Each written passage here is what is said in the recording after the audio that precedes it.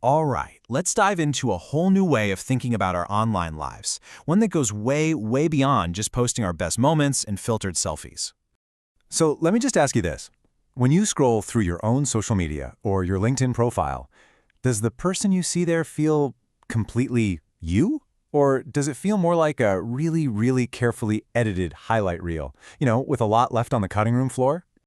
And that feeling, that gets right to the heart of the problem we're talking about today. We spend so much time, so much energy building this perfect digital version of ourselves. Think about it like this. On one side, you have our polished avatar. It's curated, it's sanitized, it's professional. I mean, this is the version of us that gets all the likes, the follows, and maybe even the job offers.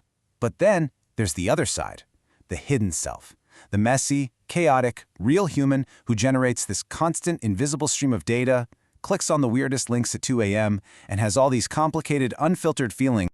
Well, this constant tug of war, this immense pressure to perform perfection while hiding literally everything else, it creates what's being called a sanitized but fragile psyche. It looks so clean and perfect on the outside, right?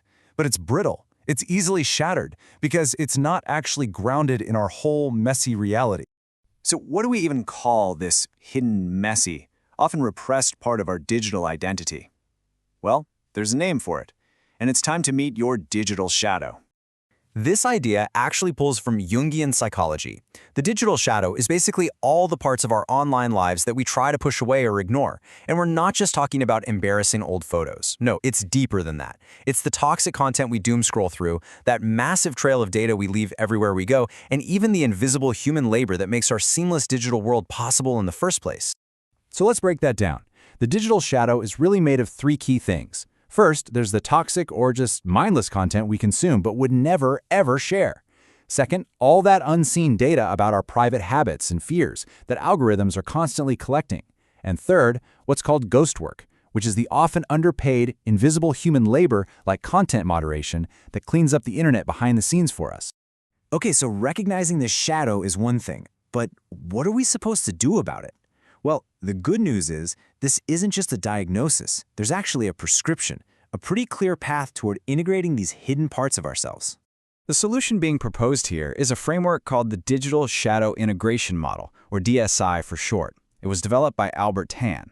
And you can really think of it as a kind of modern therapeutic approach for our very modern digital lives. So, how does it actually work in practice? What do you do?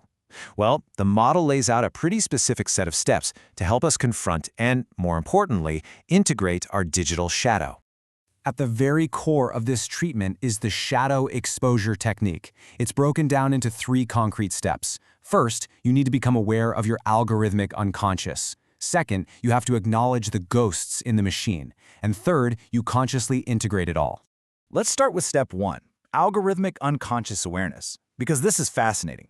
It asks you to look at your For You page, whether it's on TikTok, YouTube, Instagram, whatever, not as just random entertainment, but as a direct reflection of your unconscious mind.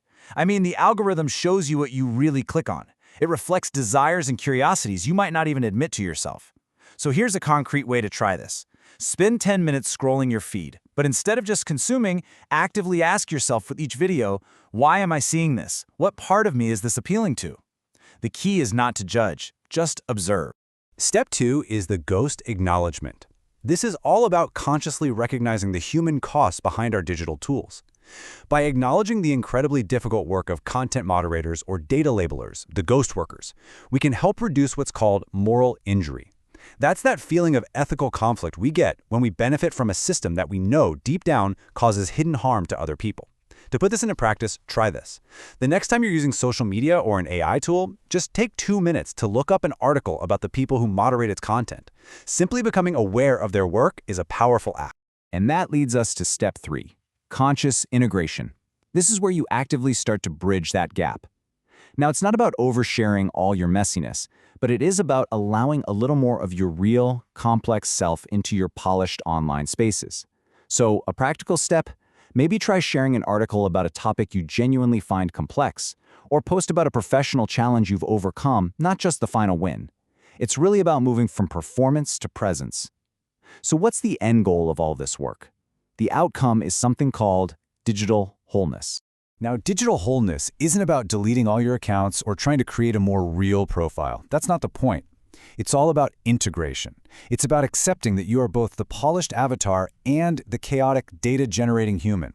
By bringing these two sides together, you end up building a digital self that is far more authentic and ultimately much, much more resilient. So I'll just leave you with this to think about. In your own digital life, what would it actually look like and feel like to spend less time curating that perfect image and maybe a little more time integrating your whole, complex, messy, and wonderful self?